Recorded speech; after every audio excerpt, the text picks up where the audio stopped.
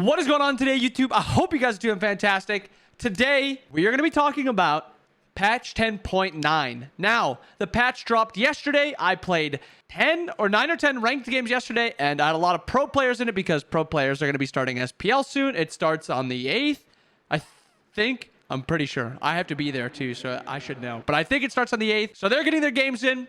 I'm going to take a look at all my ranked games. I'm going to see how the pros are building, what they're playing, what they're building, and just analyze it, kind of why they're doing this, if it felt good from my point of view, stuff like that, just to give you guys some ideas of what they're playing, what to expect. I think stuff like this is also really cool for right at the beginning of new patches, just to see what these players are playing. And obviously, I didn't want to do it when I'm playing, because then I'm just telling you guys stuff that maybe other teams would want to know. But now, I don't care. So here you guys go. So these are my games today. I actually started 7-2.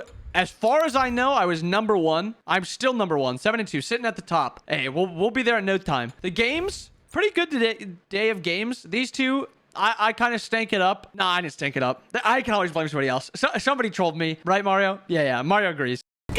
So this Nem game, I wanted to just try a full damage Nem game. Her mana on her 1 and her 2's, what's it called? Scaling. That's the thing. I got buffed. I tried it. It felt pretty good. We kind of were getting stomped by Lil Richie. Lil Richie was putting us in the dust, but in the dirt, but it ended up feeling okay. This is what Benny built. Benny's always been a gem of focus, Cronus Pendant, Karen's Enjoyer. He's still building E-Staff, Reaver, and Obshard. Pretty stereotypical build for Agni and for Benny. Nothing too unique there. Agni's also still good, I'd assume, so we can still consider Agni in the at least good tier. This was Venenu. We'll ignore Venenu's build because he's playing support. I think he just tried out Renewal, see how it felt. Warbender obviously feels good. And this is the one that I want to focus on the most. Make sure you guys can see it. This was Haddix. Haddix built Blood-Soaked, Glads, Archdruids, Reverent, Pridwin, Stone of Binding, and Manticore, and he was playing solo lane. And I have to say, that build was insane. The build combined with just how he played it and how much he did. This Blood-Soaked Shroud with Cab 3 on a 3-second cooldown was insane. His abilities were always up. He was always healing. He always had something to use. On top of just Glad Shield's extra damage, Archdruid's damage, Pridwin's damage, and then both Binding and Manticore just also having extra damage. He was nigh unkillable nearly the entire game. Like, he was going nuclear. I would not be surprised if Cab is at the top of this list of gods in solo that we have to learn how to play,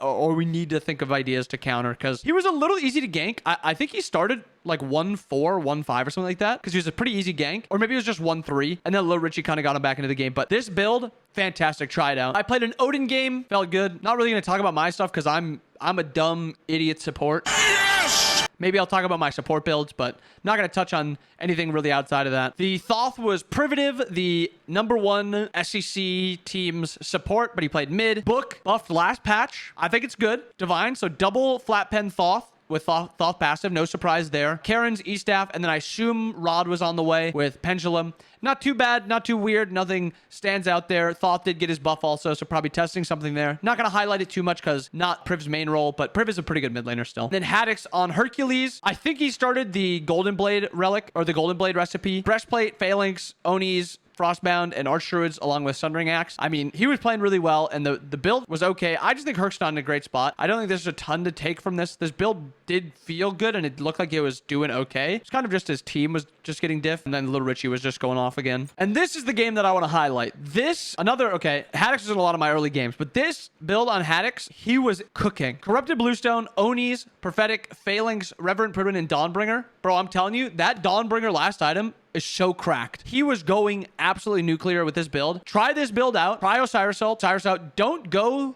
the other Bluestone. Try this one. I mean, 35 plus 30 power, 65 power. He's got double mitigations. I think when he ults and gets some Corrupted Bluestone stacks, he gets to the fully mitigated Prophetic, and then he also gets a ton of protections for his Reverent Pridwin. He was cooking. This build feels really good. Try this one out. He built Onis first because I was playing solo lane RDO, and I mean, he kind of has to go a magical defense item. But I assume he'd just go Phalanx, Prophetic, and then Onis here. Nothing switches up too much. Also, RDO felt pretty good with Blood-Soaked too. There might be something with Blood-Soaked where it's going to be built. Not a ton of survivability outside of just healing, so if people anti-heal it, it won't feel great. But I still think forcing people into anti-heal and then maybe selling it for something else could be okay. I also think it's just really good in laning phase, so maybe something on Blood-Soaked. RDO didn't feel great. I don't think the buffs did enough for her. Her laning phase is bad, and you think a god like RDO lanes well. She didn't lane well. But I did feel pretty unkillable late game with the Onis and Prophetic, and then just my entire build, so maybe there's something there where RDO just isn't as good early game and she scales on into the late game. Try this build out if you do like it. Let me know. And that goes with all these builds. If there's any of these builds that you see and you try them out, Let me know how it goes. Let me know what you guys think about him, because I'm curious. I'm curious how you guys feel they are. We'll touch on this support build. I'm gonna move my cam out of the way so you guys can see my Ares build. I'm in Sentinels, Cloak, Emperors, Shoguns, Pesty, and then Wingblade. I had Renewal here at one point, so it was Renewal and Prophetic, and that felt really good. Renewal and Prophetic. Renewal's little buff. Prophetic makes you super tanky. I died a little bit early game, but that mid game I started popping off, and then late game was also insane. Haddix was also this Osiris. I think this Osiris build felt fine,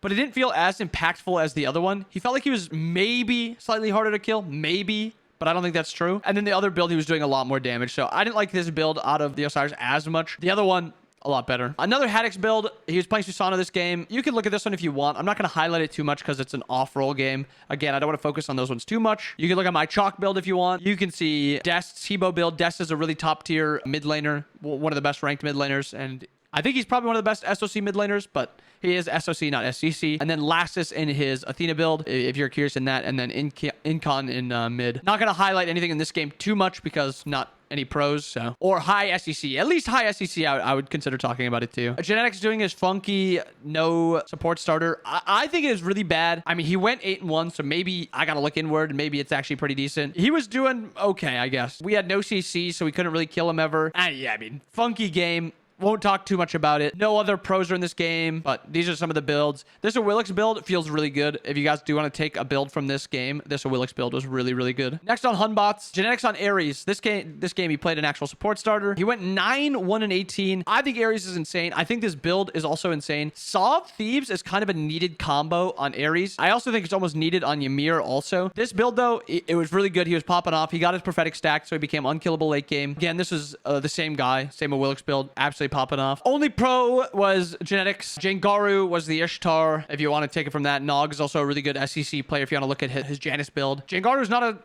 ADC, but he's a top ranked player, so he knows how to build most roles, but that's his build. On to game number 8. My Merlin build. I was cooking this game. Keep in mind, what was I getting dove by? Daji, Osiris, Raw, like I was getting dove, so I built Breastplate. I'm not a coward, but that was my build. I was fragging. 6-1. Hey, this is solo or troll on the Apollo. He's playing ADC. He did rush Rage. I don't know if there's something there. Rage with Apollo's just current attack speed scaling. His passive's coming up a lot. His passive is also really easy to hit autos. Maybe something here. And then Genetics on Terra. He went for the Sentinel's Gift into double stacking. I've seen him do it a lot. I don't know if he just does it because of ranked, but he is double stacking a lot of games. And then he has, I assume, going into either Shoguns or Onis. And then he had Sentinel's Gift. Jangaru on the Daji. That is something you guys are interested in. He was popping off, going Insano mode. And then almost the same Osiris build that Haddix was running, but just not as far into the game. For this game, we had Solo or Troll off-roll doing the double stack Tablet of Destiny builds. Tablet got buffed by 100 gold. It is 100 gold cheaper. That is something that we can look at. I don't know if it's going to be auto built, but I think it is going to be very, very good as a build. That's the rest of his build looking like. Genetics also played Geb.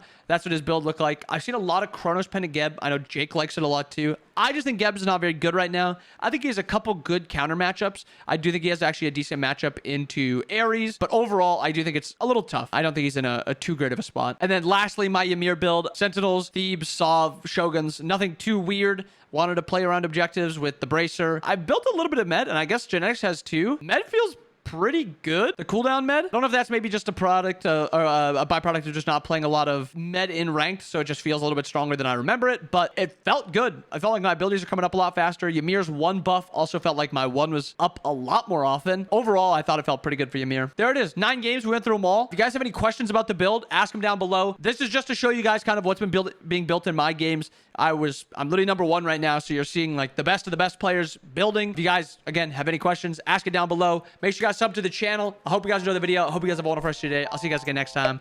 Peace.